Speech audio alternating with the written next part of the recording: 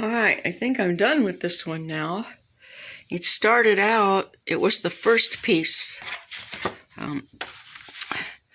of washes on a page, trying to get the blue to a manageable size and intensity.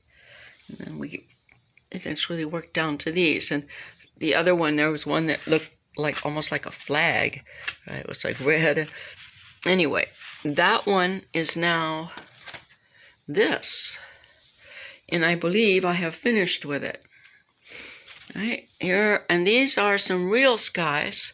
So the nice thing is I had these kind of things prepared. I also had gone over them and made sure I had red and yellow coming up over this after it dried.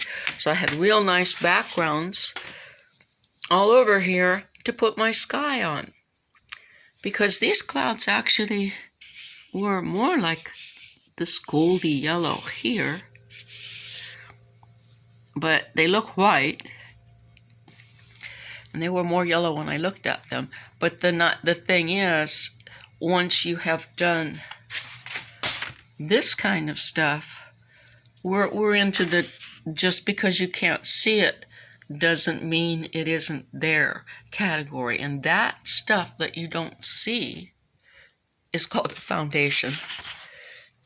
And it's very important. So this little night sky was probably 7 different coats, maybe more, to get a nice... I wanted the moon to look how it looks sometimes when it's new, and you can see it too. And Venus, the night star. This was just the other night. These beautiful little clouds were there, and I said, you know, you just can't photograph this kind of stuff. You have one more little square here, do it while you can. So I did. Isn't it pretty? And I did the immediacy of the clouds and let it dry, and then also it has a wrinkle in it here, so I treated it on the back. I just get the back all wet and it goes the other direction. I mean, not all, I shouldn't say it so casually. You brush water on with a super slopper on the back, and then it'll curl the other way. This watercolor paper should be stretched. I have not stretched this because I was just playing with it and carrying it around.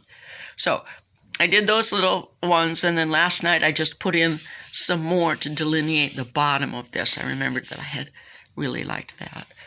And this one is playing around, and nothing's going to go on top of that wax. If you use a crayon, eventually you can paint on top of it, but this candle wax is just going to continue rejecting.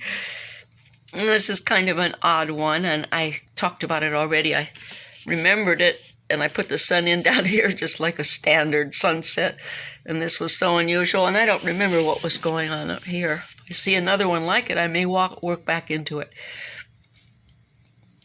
This one I did in just 3 layers and used blue and brown to make this neutral color. And just last night I put in a little bit more here and there to give a little more depth to those clouds. This is another one here.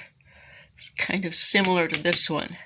I think I was actually looking at this one at the time. And that helps to look at it. Don't just do what you remember, because look what happened here. I did a standard sunset with the sun in the middle like a little kid would do. And I've been doing this for years. This one... Oh, this is the ocean. I decided I'd put the ocean in on one. And so I'm going to make another sheet that gives some room for ocean, because there's a little bit of ocean in on this one. There's always a kind of a fun line. It's different colors. So anyway, I am deeming this one done and calling it a finished piece. So